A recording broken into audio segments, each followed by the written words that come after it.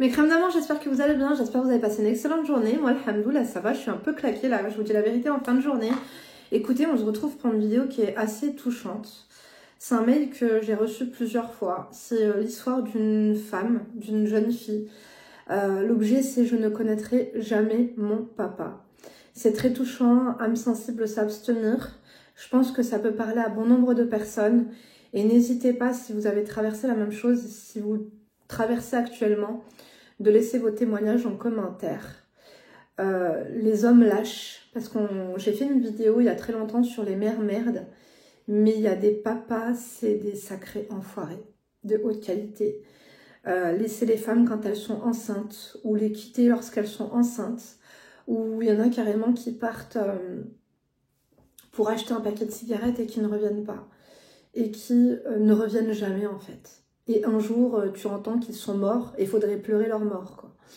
Bref, c'est difficile en fait de vivre sans savoir qui nous a créés. C'est Dieu, bien sûr, qui nous a créés, mais qui, voilà, de quels parents on a tiré tel ou tel caractère, que ce soit physique ou comportemental ou mental ou peu importe. Et c'est pas évident.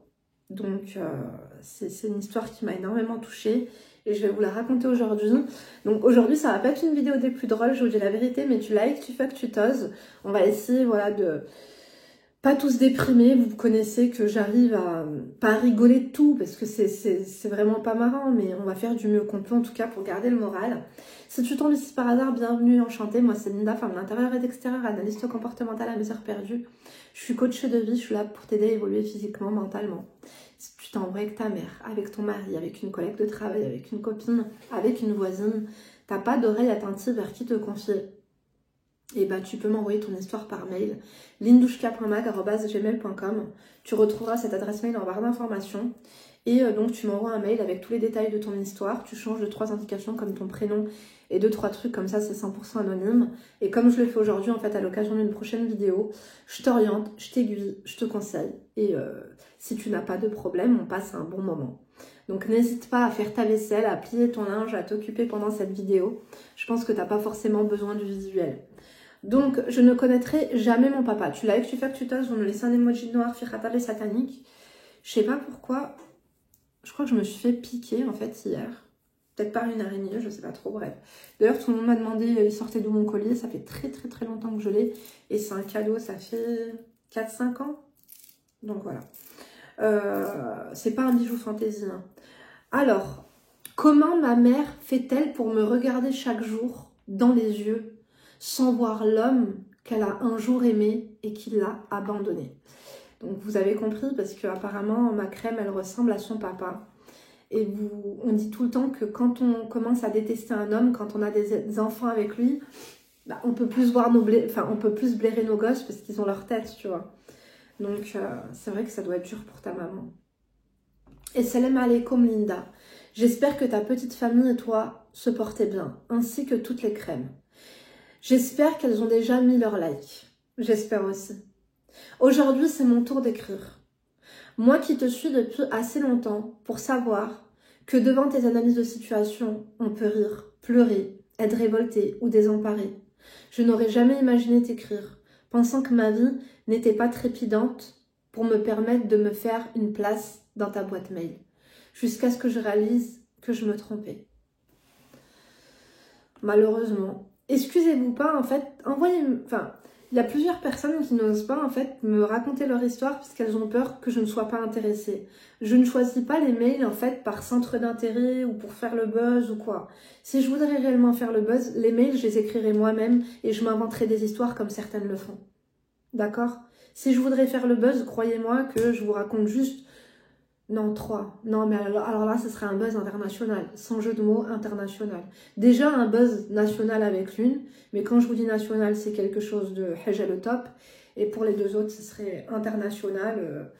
Mais je pourrais, je pense, soit être morte, soit en tôle, quoi. Bref. Dans ce mail, je resterai anonyme. Car j'ai 2-3 connaissances qui suivent assidûment tes vidéos. Alors on m'appellera Farah, d'origine africaine subsaharienne. J'entame à peine ma vingtaine. Reconvertie à l'islam depuis 3 ans maintenant, j'ai su trouver la paix dans cette religion. malgré mes écarts au quotidien. Mashallah et félicitations ma chérie. Félicitations, personne n'est parfait. Et franchement, tu sais très bien que moi je peux pas te juger sur ta pratique, hein, punaise. Continuons. Et personne d'ailleurs, parce qu'on n'est pas là pour ça. Il y a une nouvelle mode, je sais pas c'est quel imam ou quel verset de Coran qui a dit que on avait le droit de juger les gens. Excusez-moi, mais je ne crois pas. On peut faire un rappel aux gens, on peut les rappeler sur le droit chemin, mais juger les gens, je sais pas, il y a beaucoup d'inventions maintenant. Donc en plus quand les gens entendent une chose, hop, ils se complaisent dans ce truc et ils vont pas vérifier la source. Donc, mais alhamdoulilah, j'ai appris à imposer ma religion au sein de ma famille. D'ailleurs, ma famille, parlons-en. Tu peux lire en toute confiance. Personne de mon entourage n'est au courant de rien. Alors, c'est très très profond. Je suis l'aînée des 2 enfants de ma mère, issue d'un foyer monoparental.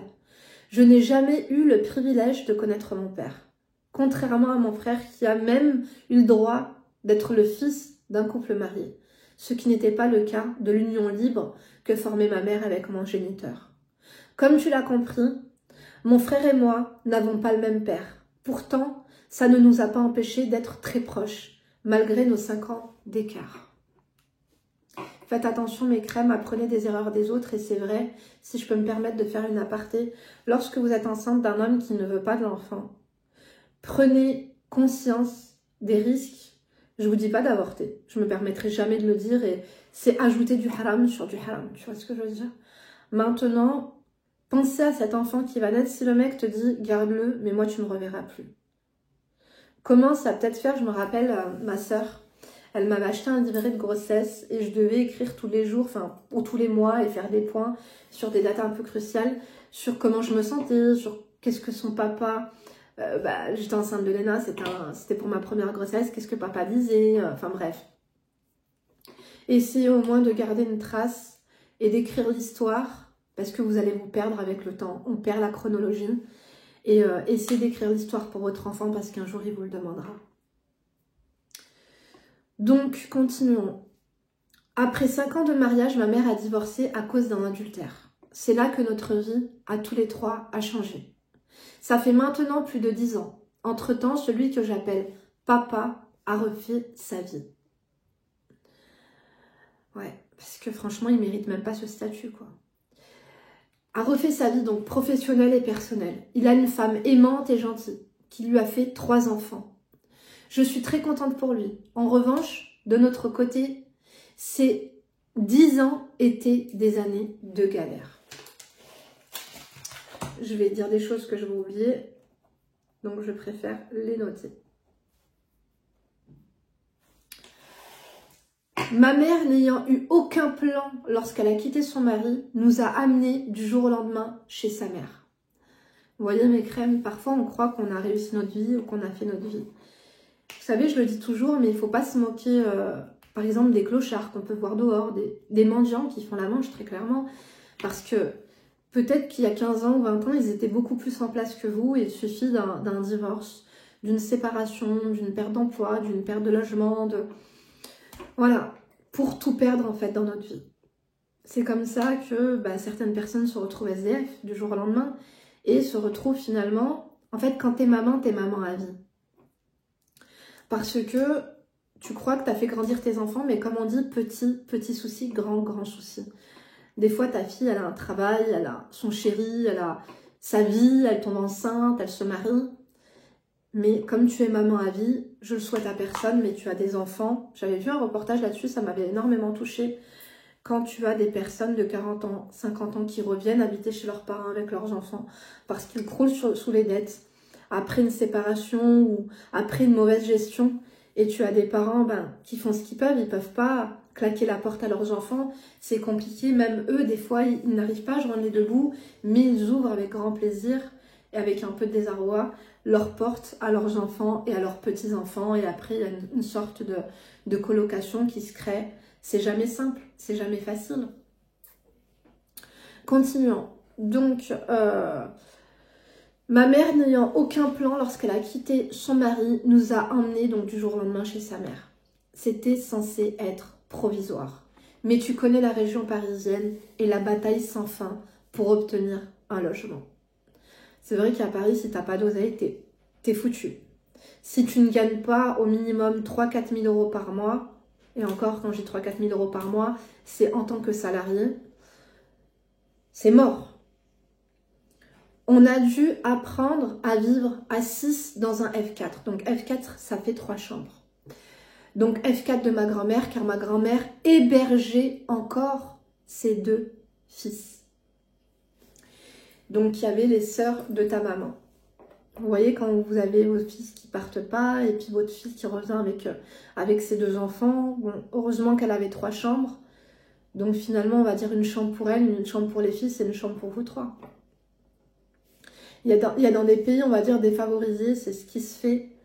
Moi, j'ai pu le voir de mes propres yeux, qu'il y a dans certaines familles, il n'y a pas 150 000 chambres. Et parfois même, j'ai envie de vous dire, l'hiver, on dort tous dans la même chambre, dans le salon, avec le farèche. Vous connaissez le farèche, mes crèmes d'amour, c'est une expression qu'on utilise que chez moi.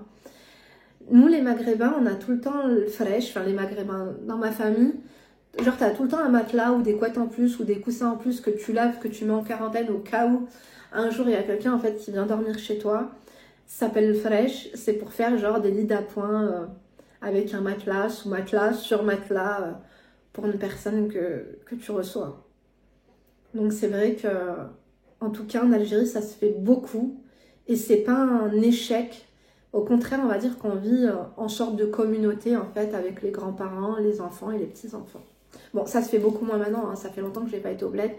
La dernière fois que j'étais au bled, c'était en 2007 pour le décès de ma grand-mère. Donc, j'ai détesté ces années. Je me sentais en trop. Pas la bienvenue, pas à ma place. Après, peut-être que tu sais, les gens sont contents de te voir, de te rendre service la première journée, la deuxième et peut-être même la troisième, la quatrième, ils vont commencer à vous faire comprendre que ça va plus être possible. Et quand je dis les gens, je parle aussi de famille. Je parle aussi de famille. Vous le savez, mes crèmes. Que des fois, la famille, c'est pas aussi, comment te dire, aussi fraternel, aussi aimant que ce qu'on voudrait me faire croire. Donc, alors que mon frère s'en rappelle aujourd'hui comme de très longues vacances chez mamie. Je pense qu'il était plus jeune que toi. Donc, comme tu l'as dit, il a 5 ans de moins que toi. Donc, il ne se rendait pas compte. Il pensait peut-être que c'était fun de dormir à 3 avec maman, avec la sœur, avec qui il a une bonne entente et tout. Et puis, il voit mamie, il voit ses oncles. Donc, après, on ne sait pas. Emma, attention, tu viens pas là, je filme une vidéo, d'accord? Et puis après, il faut que tu fasses tes devoirs, mon cœur. Bref, et puis on ne sait pas aussi, peut-être que ton frère intériorise et qu'il garde tout ça, et que c'est en grandissant qu'il a dit on a passé les vacances chez mamie, mais que maintenant, avec du recul, c'est peut-être un grand garçon et qu'il se rend compte de ce qu'il a vécu. Emma, tu écoutes trop porte, va faire ta vie, s'il te plaît. Elle est avec moi, elle fait rien. Ah, parce qu'elle est tout le temps en train d'écouter. Elle est tout le temps en train d'écouter derrière les portes. Elle adore les conseils des crèmes. Elle adore.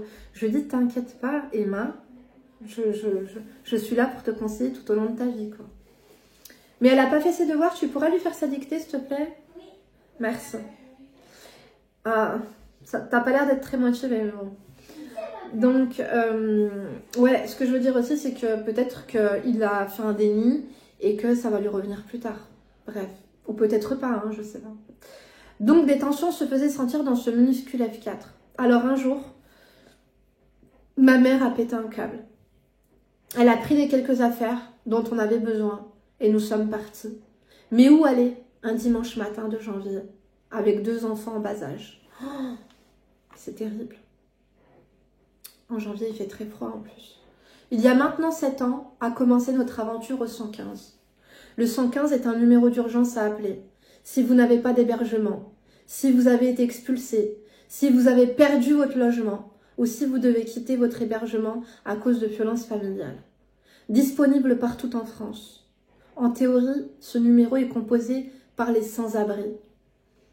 Tu vois, quand on dit sans-abri, ça peut paraître péjoratif, mais finalement, c'est un terme qui correspond à votre situation où vous étiez vraiment sans-abri. Ou alors, la grand-mère ne vous a pas mis à la porte, mais tu sais, quand une personne elle t'héberge, même quand c'est ta mère, Elle te fait culpabiliser, elle t'en fout plein la gueule, elle commence à être fatiguée, et puis elle a fait sa vie elle aussi, et puis elle a peut-être pas supporté tout ça, et puis il y a les frères aussi, et puis on se sent trop, et puis on se sent comme une merde, et puis on se sent infantilisé, et puis on se sent rabaissé, et puis on se sent humilié, et puis finalement on préfère être humilié par des inconnus que notre propre famille. Ça me fait beaucoup de peine pour toi, et je pense qu'en m'écrivant ça, t'as de la peine pour toi, enfant, et ta maman et ton petit frère. On a été accueillis dans un foyer avec des familles dans la même situation que nous. Heureusement, et Dieu merci, que lorsque vous avez atterri dans ce foyer, on n'a pas dit à ta maman, nous n'avons pas de place pour une famille, ce qu'on vous suggère c'est de prendre vos enfants, de les placer, de vous trouver un logement. Voilà, un petit studio quoi.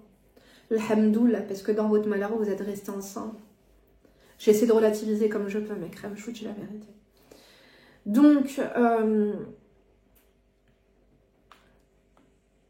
dans la même situation que nous, avant qu'ils ne nous virent 3 mois plus tard et qu'on a vagabondé d'hôtel en hôtel pendant 1 an. Mais 1 an plus tard, l'agence derrière ce dispositif nous a attribué un logement, celui en direct duquel je t'écris. Mais tout n'est pas redevenu rose 7 ans que ma mère dort dans la même chambre que son fils, car à l'époque elle avait jugé qu'après tout, ce qu'on avait vécu, je méritais d'avoir mon intimité. Ça fait de la peine, hein, parce que toi, tu peux pas dormir avec ton frère, mais peut-être que tu peux dormir avec ta maman un petit peu, non? Je sais pas quel âge il a ton frère. Puis c'est pas à moi de décider, encore une fois. Hein. Mais j'ai une pensée à toutes les personnes qui sont mal logées, en tout cas. Courage à vous. C'est pas évident. Et j'ai l'impression que chaque jour suffit sa peine. Et que tant qu'il y a encore de l'encre dans le stylo, comme dirait ma sœur, il ne faut pas arrêter en fait d'écrire, de se plaindre, de porter plainte contre la préfecture, contre le préfet. On doit vous trouver une solution en fait. Et moi ce que je comprends pas, c'est que ils vous ont trouvé un F4 alors que vous étiez dans une situation d'urgence. On n'a pas le droit normalement de, en théorie, loger un garçon et une fille dans... Enfin je sais pas si les lois ont changé, je suis pas assistante sociale. Mais en théorie, on n'a pas le droit de loger dans une même chambre un garçon et une fille. Peut-être que ça a changé maintenant avec mes crèmes, avec toutes les lois là, qui mélangent tout le monde et qui voudraient dire qu'il n'y a plus aucun genre. Donc, rassure-toi, aujourd'hui, le dispositif nous propose enfin un F4 qu'on a visité il y a 10 jours à peine. Mais la liste des familles en attente est longue, alors on prie pour l'avoir. S'ils vous l'ont fait visiter, c'est que c'est bon signe. En tout cas, vous allez passer en commission.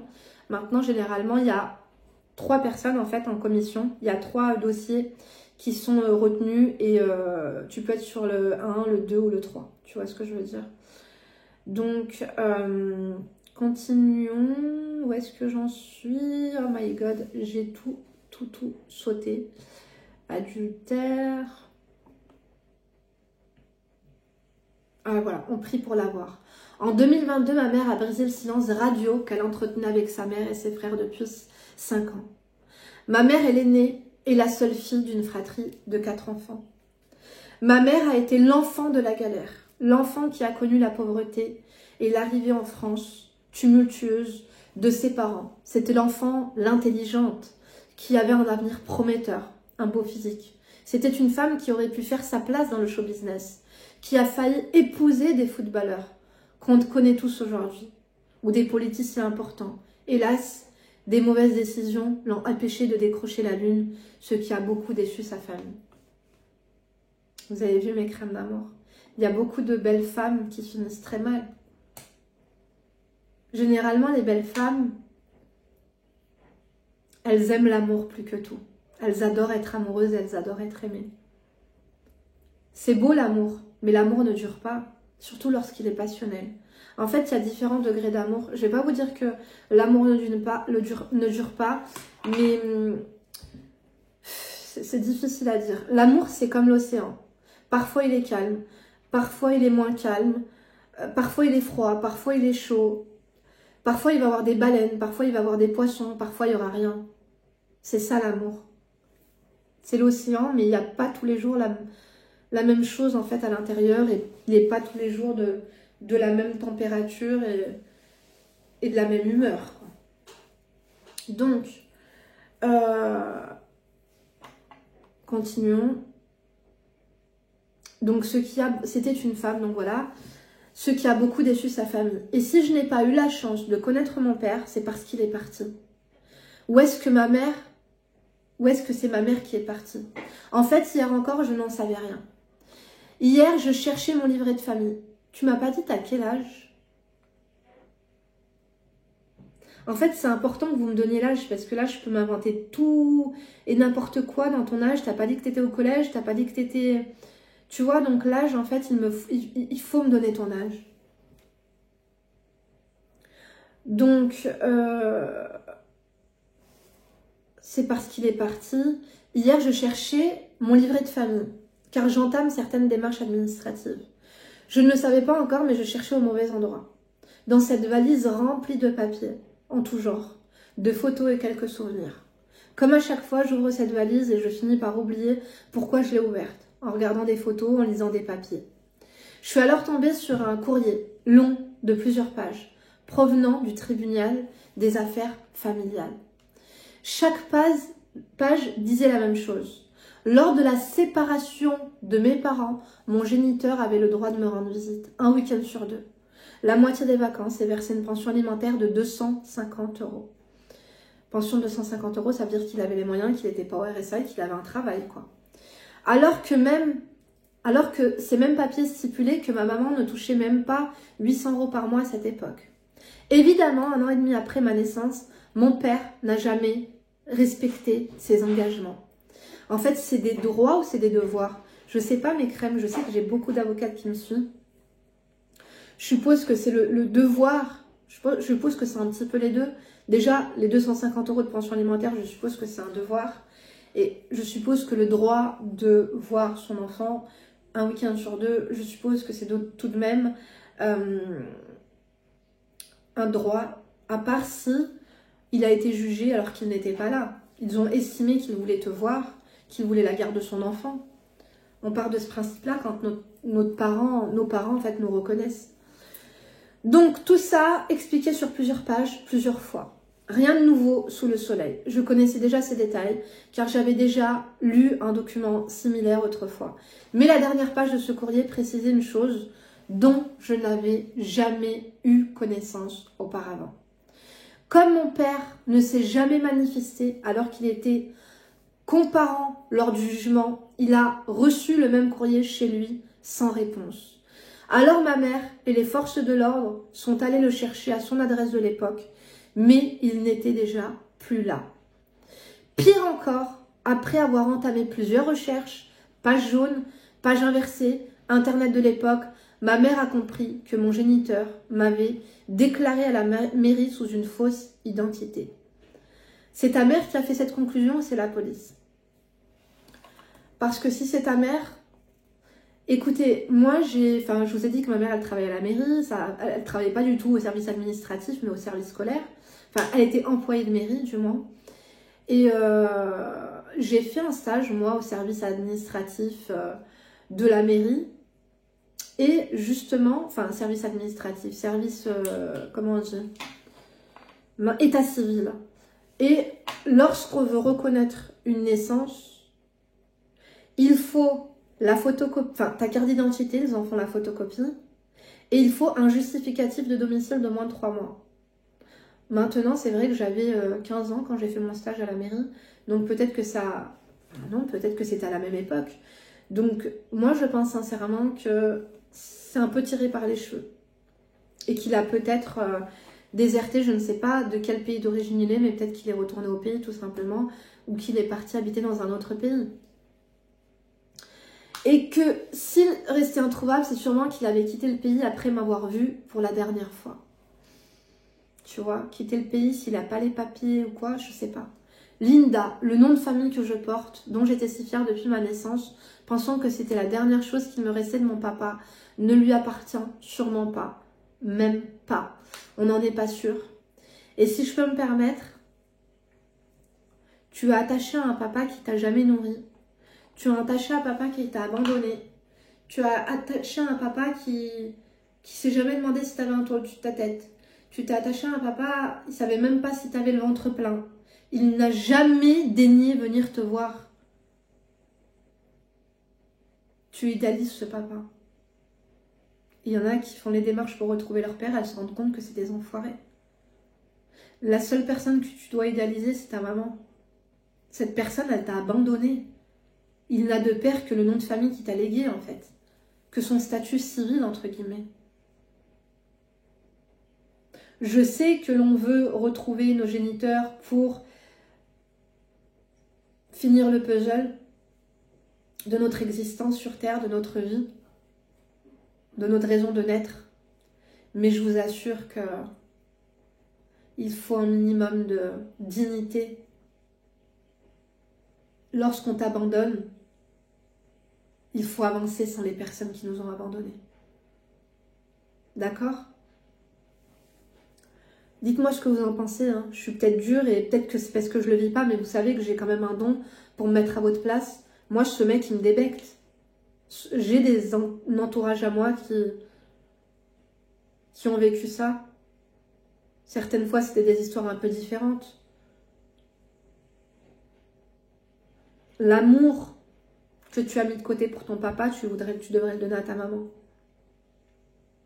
Tu devrais lui en donner 2 fois plus. Parce que ce mec-là, il sert à rien. Depuis tout ce temps, lui, il connaît ton identité. Lui, imaginons qu'il ait une fausse identité. Mais lui, il connaît ta vraie identité, ton père. Toutes ces années, pourquoi il n'est pas venu? Il a honte, il a machin. Pourquoi ce serait eux qui auraient honte? Pourquoi on devrait leur trouver des excuses? Pourquoi on devrait trouver des excuses aux gens, à nos parents? Bref. C'était la dernière chose qui me restait de mon papa. Mais ça ne lui appartient sûrement pas. Étant le fruit de son imagination, je suis peut-être la seule au monde à le porter. Ah bon?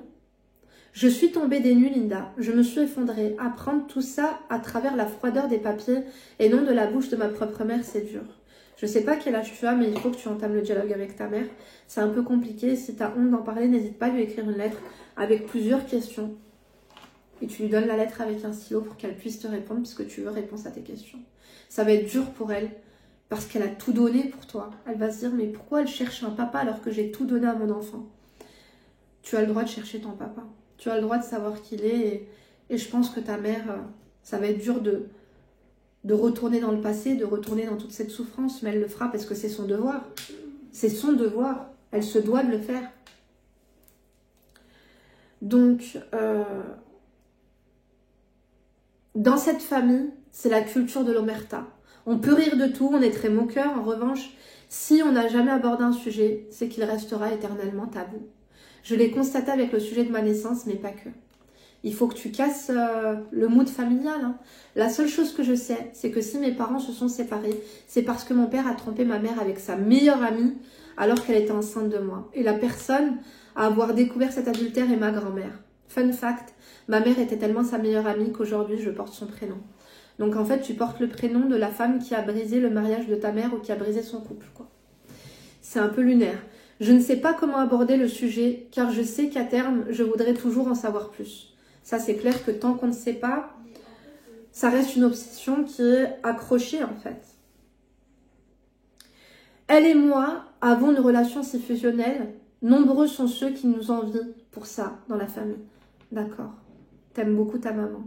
Je disais pas le contraire, hein. Tout à l'heure, je te dis juste que ça va lui faire du mal, en fait, que tu cherches et que tu as mis de côté peut-être de l'amour pour cet homme. Mais c'est naturel, on se dit, mon papa il doit m'aimer, peut-être qu'il rêve que je fasse le premier pas, un jour on se retrouvera, on se prendra dans les bras, on va rattraper le temps passé. Je te le souhaite et je le souhaite à tout le monde. Malheureusement, cet homme il s'est jamais dit, mais ma fille elle a peut-être faim, elle a peut-être soif, comment elle a fait pour les élever toute seule, tu vois. Quand il a quitté ta maman, elle touchait 800 €.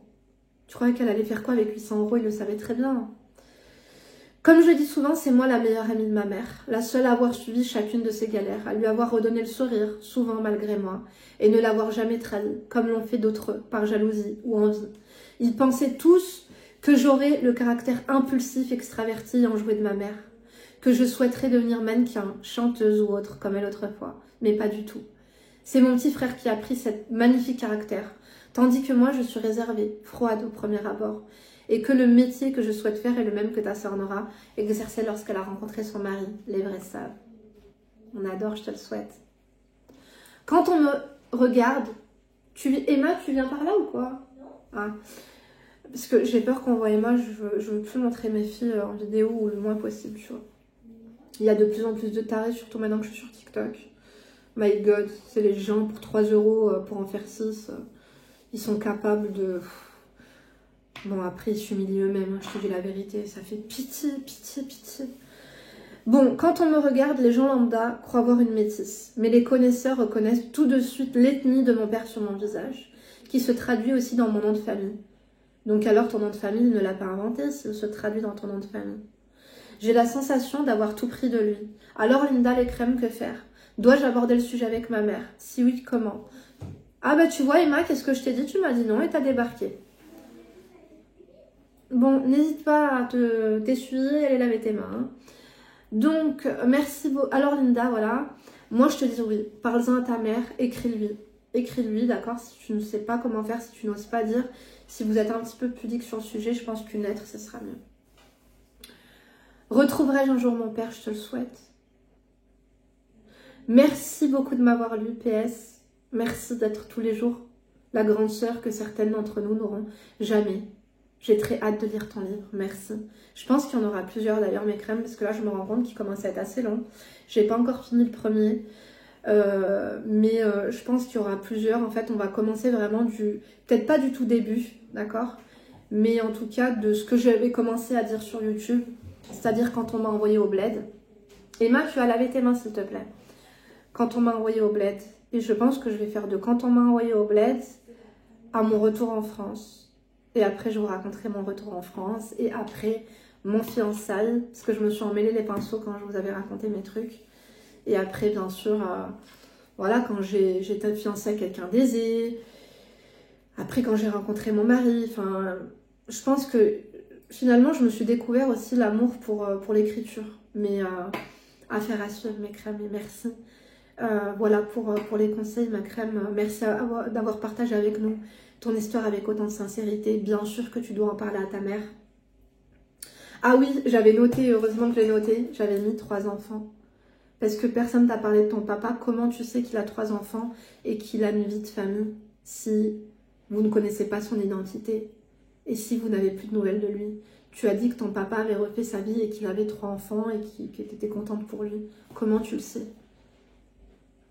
Il faudrait peut-être aussi que tu cherches ton nom de famille, Facebook, je pense que c'est plus approprié, il y a copain d'avant, il y a toutes ces choses-là. Si ta maman peut te donner une piste, tu peux lui poser en question où est-ce qu'il travaillait, est-ce que tu peux me donner un employeur, tu vois. Je pense que tu peux te rendre sur place et demander, enfin si ça n'a pas été racheté, il y a tout le temps des archives et tout. Donc, en tout cas, je suis de tout cœur avec toi et n'hésite pas à nous donner des nouvelles quand ça sera fait avec ta mère. Mes crèmes, vous faites de même en commentaire, conseil est là. Moi, je vous embrasse. Rejoignez-moi sur Instagram et TikTok entre 2 vidéos. Je vous fais plein de gros bisous. J'espère que tu as liké, que tu as fucké ou que tu as tosé, que tu me laisses un petit emoji noir pirate à les sataniques. Comme ça, je sais que tu es passé par là. Et je vous embrasse. À demain, d'ici là, ne vous laissez pas faire. Gros bisous.